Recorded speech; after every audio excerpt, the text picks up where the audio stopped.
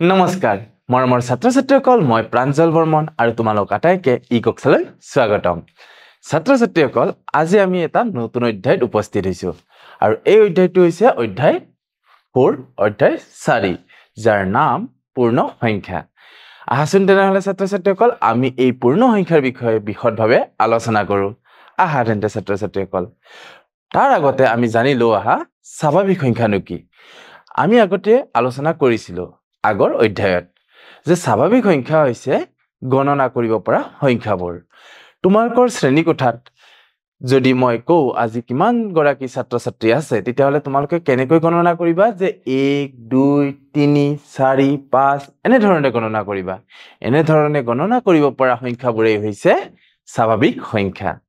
আহাচোন এই স্বাভাৱিক সংখ্যাৰ বিষয়েনো আমাক ইয়াতে কি কৈছে চাও আমি ইয়াত কৈছে যে 1 ৰ পৰা আৰম্ভ হোৱা সকলো গণনা কৰিব পৰা ধনাত্মক সংখ্যাক কি বুলি কৈছে স্বাভাৱিক সংখ্যা বুলি কৈছে অৰ্থাৎ আমি গম পালো যে স্বাভাৱিক সংখ্যাবোৰ কি সংখ্যা ধনাত্মক সংখ্যা আৰু আৰম্ভ কৰ পৰা হয় স্বাভাৱিক সংখ্যাবোৰ 1 ৰ পৰা আৰম্ভ হয় আৰু যিবোৰ আমি গণনা কৰা সংখ্যাত ব্যৱহাৰ কৰো গণনা কৰোতে আমি যিবোৰ সংখ্যা ব্যৱহাৰ কৰো হেয়াই হৈছে স্বাভাৱিক সংখ্যা প্ৰথম 10টা স্বাভাৱিক সংখ্যা হৈছে 1 2 3 4 5 6 7 8 9 10 কিন্তু তোমালোকে ক'ব পাৰিবানে যে স্বাভাৱিক সংখ্যা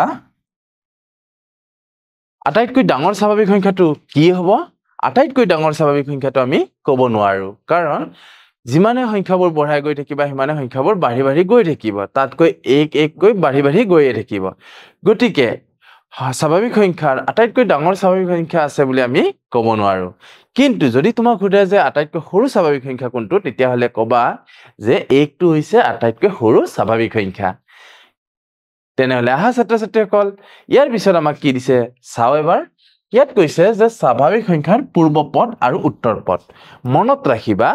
কোনো এটা সংখ্যাৰ ঠিক আগৰ সংখ্যাটো হৈছে সেই সংখ্যাটোৰ পূৰ্বপদ আৰু কোনো এটা সংখ্যাৰ ঠিক পিছৰ সংখ্যাটো হৈছে সেই সংখ্যাটোৰ উত্তৰপদ তেনেহলে আহা ছাত্ৰ-ছাত্ৰীসকল কেইটামান উদাহৰণৰ সৈতে আমি বুজিলো যদি মই এটা সংখ্যা এটা কও 5 সংখ্যাটোৰ উত্তৰপদ যদি হুধু মই তোমালোকে কি কবা 5ৰ ঠিক পাছৰ সংখ্যাটো হৈছে 6 গতিকে 5ৰ উত্তৰপদ হ'ব 6 আকৌ যদি মই হুধু 5ৰ পূৰ্বপদ কি 5ৰ পূৰ্বপদ বুলি ক'লে তেতিয়া তোমালোকে কি কৰিবা 5ৰ পৰা 1 বিয়োগ কৰি দিবা অৰ্থাৎ 5ৰ পৰা 1 গলে কিমান থাকিলে 4 গতিকে 5ৰ পূৰ্বপদ হ'ব 4 এতিয়া কৈছে যে যিকোনো স্বাভাৱিক সংখ্যাত 1 যোগ কৰিলে পৰৱৰ্তী সংখ্যাটো আমি পাম যাক সেই সংখ্যাটোৰ কি বুলি কোৱা হয় উত্তৰপদ বুলি কোৱা হয় অৰ্থাৎ উত্তৰপদ মানে আমি কি বুজি পালো যে কোনো এটা সংখ্যাৰ লগত যদি আমি 1 যোগ কৰো তেতিয়া হলে সেই নতুন সংখ্যা যেটো পাম সেই সংখ্যাটোৱে হল সেই সংখ্যাটোৰ উত্তৰপদ আৰু স্বাভাৱিক সংখ্যাৰ ক্ষেত্ৰত বুলি ক'লে কোনো এটা স্বাভাৱিক সংখ্যাৰ লগত যদি আমি 1 যোগ কৰো তেতিয়া হলে সেই নতুন সংখ্যাটো হ'ব সেই স্বাভাৱিক সংখ্যাটোৰ উত্তৰপদ ইয়াত 12ৰ উত্তৰপদটো উলিয়াই দেখাইছে ইয়াত সংখ্যাটো আছিল 12ৰ লগত যেতিয়া 1 যোগ কৰা গ'ল তেতিয়া আমি কিমান পালো 13 পালো গতিকে 13 কি হৈ যাব 12ৰ উত্তৰপদ হ'ব তোমালোকে নিশ্চয় বুজি পাইছা যে আসলতে উত্তৰপদনো কি তেনেহলে আহাচোন ছাত্ৰ-ছাত্ৰীসকল আমি পূৰ্বপদৰ বিষয়েও ভালদৰে শিকিলো আৰু তাৰ আগতে কৈছে যে যিকোনো স্বাভাৱিক সংখ্যাৰ পৰা 1 বিয়োগ কৰিলে সেই সংখ্যাটোৰ পূৰ্বপদ পোৱা যায় অলপ আগতে আমি 5 সংখ্যাটোৰ পূৰ্বপদৰ কথা কৈছিলো যিকোনো এটা স্বাভাৱিক সংখ্যা সেই স্বাভাৱিক সংখ্যাটোৰ পৰা যদি আমি 1 বিয়োগ কৰি দিও তেতিয়া হলে নতুন যেটো সংখ্যা পাম আমি সেই নতুন সংখ্যাটো হ'ব সেই সংখ্যাটোৰ পূৰ্বপদ ইয়াত এটা সংখ্যা দিছিলে 12 আৰু 12টোৰ পৰা যদি আমি 1 বিয়োগ কৰো তেতিয়া হলে আমি কিমান পাম 12টোৰ পৰা যদি আমি 1 বিয়োগ কৰো তেতিয়া হলে আমি কিমান পাম 11 পাম আৰু গতিকে আমি কম যে এই 11 সংখ্যাটো কি হয় 12ৰ পূৰ্বপদ হয় নিশ্চয় বুজি পাইছে ছাত্ৰ-ছাত্ৰীসকল লগতে কৈছে চোৱা স্বাভাৱিক সংখ্যাৰ 1ৰ কোনো পূৰ্বপদ নাই এটো মনত ৰাখিবা এটো তোমালোকে নোট কৰিও ৰাখি দিবা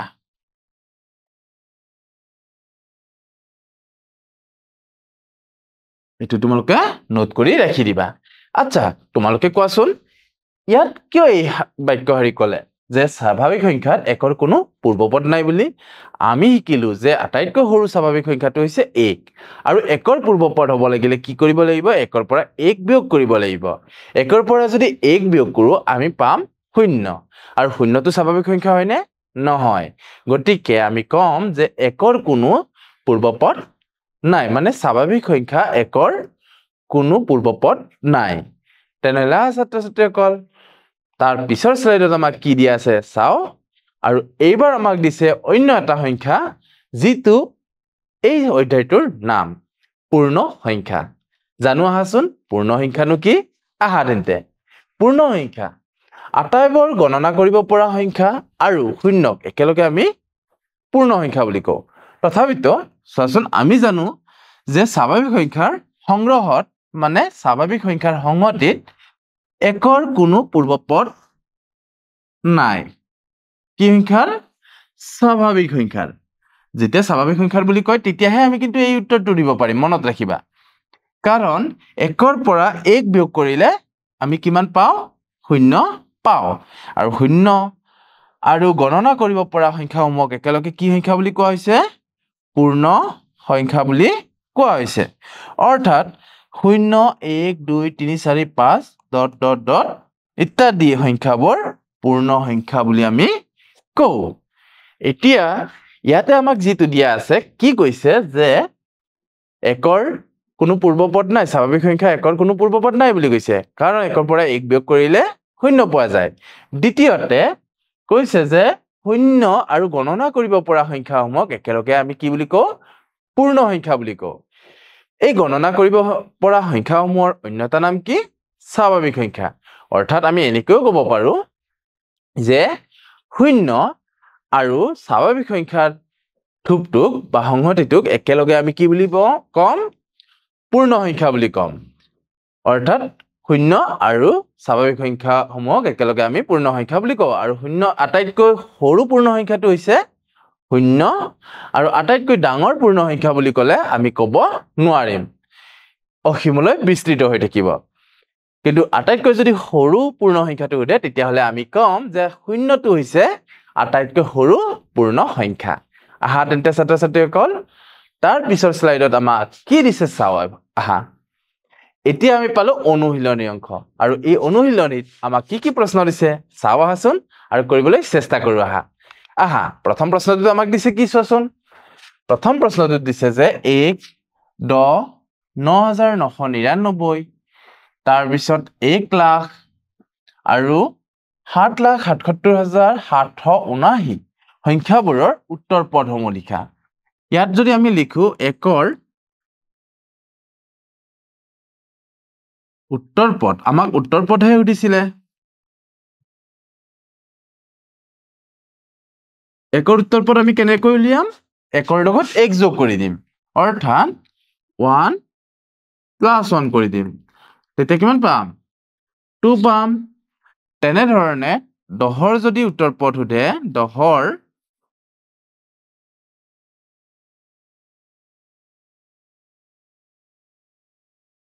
উত্তৰ পদ কিমান হ'ব চোৱাচোন 10 + 1 মানে কিমান হৈ যাব 11 পাম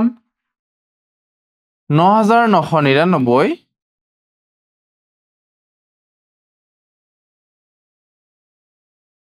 উত্তৰ পদ 9,999 লগত +1 কৰি দিম আৰু +1 কৰিলে কিমান পাম আমি 10,000 পাম তোমালোকে মনত পেলোৱা আমি আগৰ এটা অধ্যায়ত প্ৰথম অধ্যায়ত হয়তো আমি শিকিছিলো যে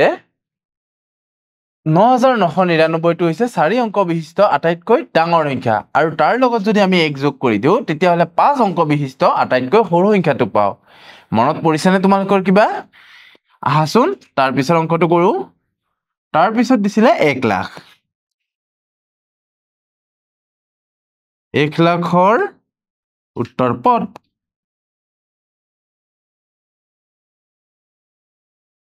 1 লাখৰ উত্তৰ পদ কিমান হ'ব 1 লাখৰ লগত আমি এটা যোগ কৰি দিম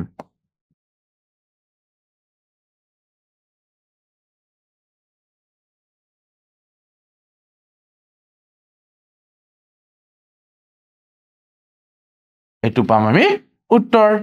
1ৰ উত্তৰ পদ কিমান পালো আমি 2 পালো 10ৰ উত্তৰ পদ কিমান পালো 11 পালো 9999 উত্তৰ পদ কিমান পালো 10000 পালো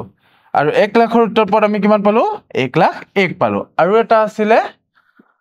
7,77,779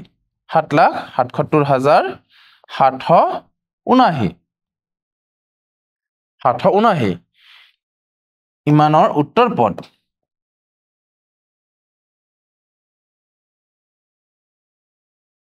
কিমান পাম ইয়াৰ লগতো আমি 1 যোগ কৰি দিম 7,00,000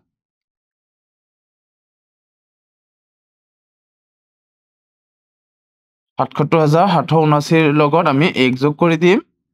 সমান পাম আমি 7,77,780 এটো হ'ব ইয়াৰ উত্তৰ এখিনি হৈ গল ইয়াৰ উত্তৰ নিশ্চয় বুজি পাইছা ছাত্ৰ ছাত্ৰীসকল তেনেহলে আহাচোন তাৰ পিছৰ প্ৰশ্নটো কি দিয়া আছে চাও আহা ইয়াৰ পিছৰ প্ৰশ্নটো কি দিছে চোৱা এনে কোনো স্বাভাৱিক সংখ্যা আছে নেকি যাৰ উত্তৰ পদ নাই আসলতে এনে কোনো স্বাভাৱিক সংখ্যা নাই যাৰ উত্তৰ পদ নাই প্ৰতিটো স্বাভাৱিক সংখ্যাৰে উত্তৰ পদ আছে আমি লিখিম এনে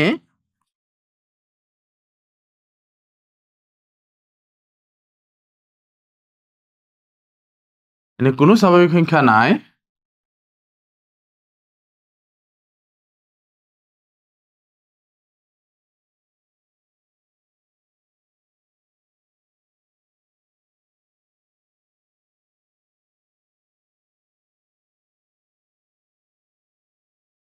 নাই যাৰ উত্তৰ পদ নাই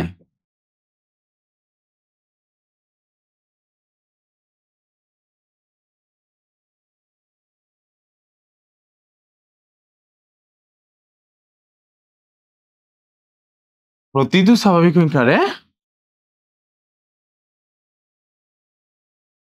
প্ৰতিটো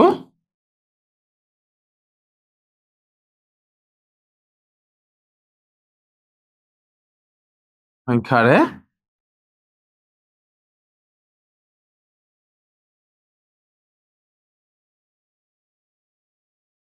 উত্তৰ পদ আছে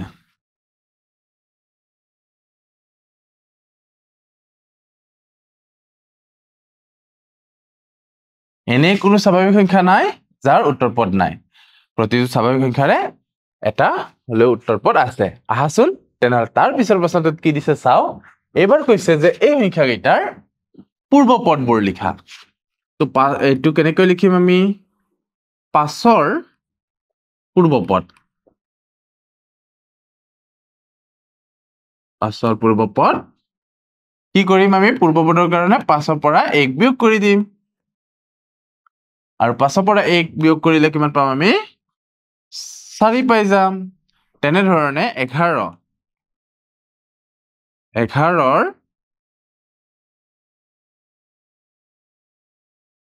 পূৰ্ব পদ 11 বিয়োগ 1 কৰি দিম 11ৰ পৰা 1 বিয়োগ কৰিলে আমি পাম 10 আকৌ 7,779 এৰ পূৰ্ব পদ আমি কিমান পাম ইয়াৰ পৰা 1 বিয়োগ কৰি দিম 7,779 পৰা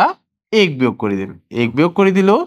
আৰু বিয়োগ কৰিলে কিমান পাম 7,778 পাম তেনে ধৰণে 1001 নে 1001 1001 1001ৰ পূৰ্ব পদ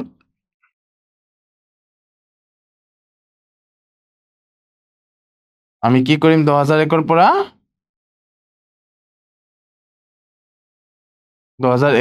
1 বিয়োগ কৰি দিম আৰু 1 বিয়োগ কৰি দিলে আমি কিমান পাম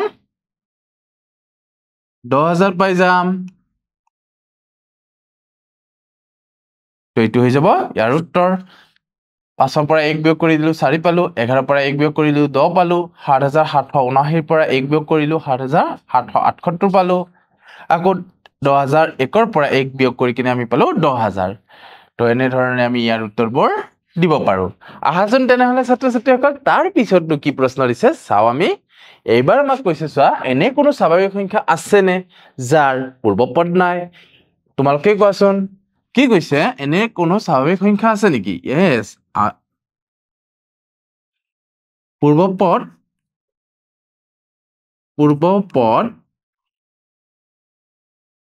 নথকা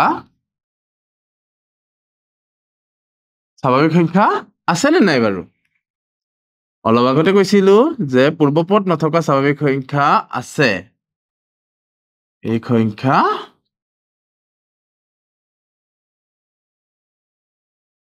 সংখ্যা আছে আৰু সেইটো হৈছে এটা স্বাভাৱিক সংখ্যা এটা তেনে স্বাভাৱিক সংখ্যা এটা তেনে স্বাভাৱিক সংখ্যা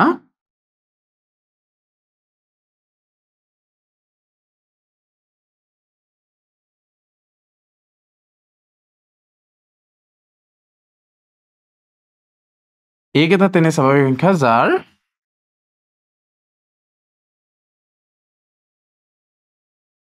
পূৰ্বপদ নাই কাৰণ 1ৰ পৰা 1 বিয়োগ কৰি দিলে আমি 0 পাই যাও আৰু 0টো স্বাভাৱিক সংখ্যা নহয় পদ নাই তো কি লিখিছো চোৱা পূৰ্বপদ নথকা স্বাভাৱিক সংখ্যা আছে তেনে এটা স্বাভাৱিক সংখ্যা তেনে এটা স্বাভাৱিক সংখ্যা যাৰ পূৰ্বপদ নাই ইয়াত এই যেটো দাঁৰি আছে ইয়াত কমা দি দিবা নহলে তোমালোকৰ ডাউট হ'ব পাৰে তেনে এটা স্বাভাৱিক সংখ্যা যাৰ পূৰ্বপদ নাই আহাচোন তেনেহলে তাৰ পিছৰ প্ৰশ্নটো চাও এইবাৰ আমাক কৈছে যে বৃহত্তম স্বাভাৱিক সংখ্যা বুলি কোনো সংখ্যা আছে নে বৃহত্তম স্বাভাৱিক সংখ্যা বুলি কোনো সংখ্যা আছে নেকি নাই তো বৃহত্তম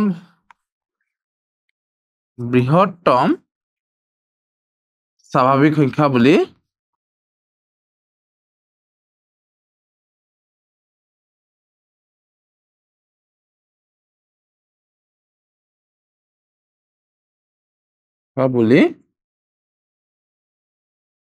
কোনো সংখ্যা নাই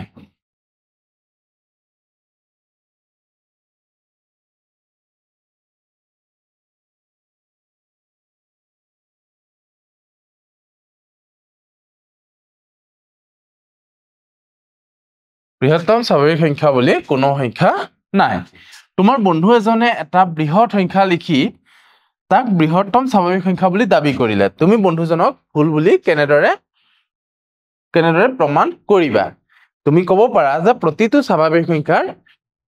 একোটা উত্তৰ পদ আছে নহয় জানো প্ৰতিটো স্বাভাৱিক সংখ্যাৰ একোটা উত্তৰ পদ আছে আৰু সেই উত্তৰ পদটো সেই স্বাভাৱিক সংখ্যাটোতকৈ ডাঙৰ হ'ব তুমি ক'বা যে প্ৰতিটো স্বাভাৱিক সংখ্যাৰ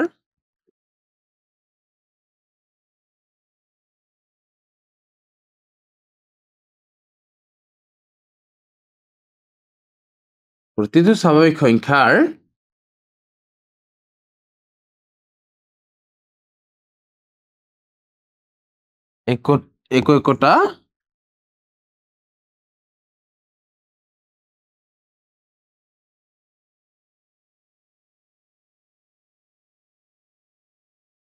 উত্তৰ পদ আছে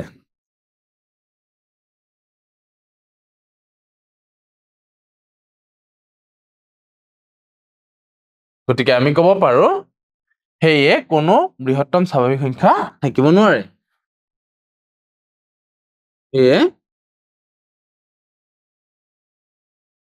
কোনো স্বাভাৱিক সংখ্যা বৃহত্তম হ'ব নোৱাৰে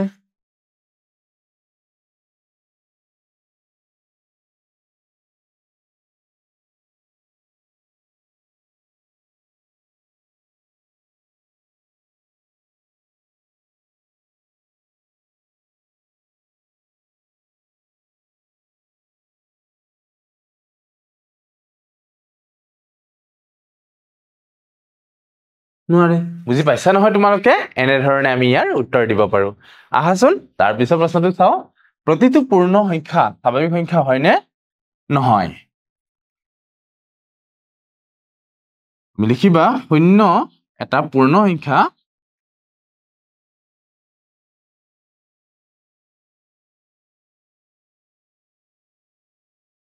কিন্তু স্বাভাৱিক নহয়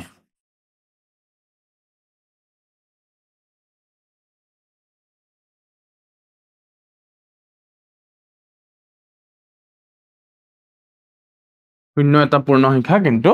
স্বাভাৱিক নহয় আহাচোন তেনেহলে এতিয়া আমাৰ সময় হল মূল্যায়নৰ আৰু আজিৰ মূল্যায়নত আমাক কি প্ৰশ্ন দিছে চাও আহা প্ৰথমতে দিছে যে আটাইতকৈ সৰু স্বাভাৱিক সংখ্যাটো কি আটাইতকৈ সৰু স্বাভাৱিক সংখ্যাটো হৈছে 1 আমি অলৰেডি ইয়াৰ বিষয়ে পঢ়ি আহিছো তাৰ পিছৰটো চোৱাচোন এইবাৰ আমাক দিছে যে আটাইতকৈ সৰু পূৰ্ণ সংখ্যাটো কি আটাইতকৈ সৰু পূৰ্ণ সংখ্যাটো হ'ব 0 শূন্যটো হৈ যাব ইয়াৰ শুদ্ধ উত্তৰ তেনেহলে ছাত্ৰ ছাত্ৰীসকল আজিৰ ভিডিঅ'টিত আমি ইমানতে সামৰণি মাৰিছো অহাবাৰ পুনৰ এটি নতুন ভিডিঅ'ৰ সৈতে পুনৰ লগ হ'ম আমি আৰু তেতিয়ালৈ তোমালোক আটাইকে ধন্যবাদ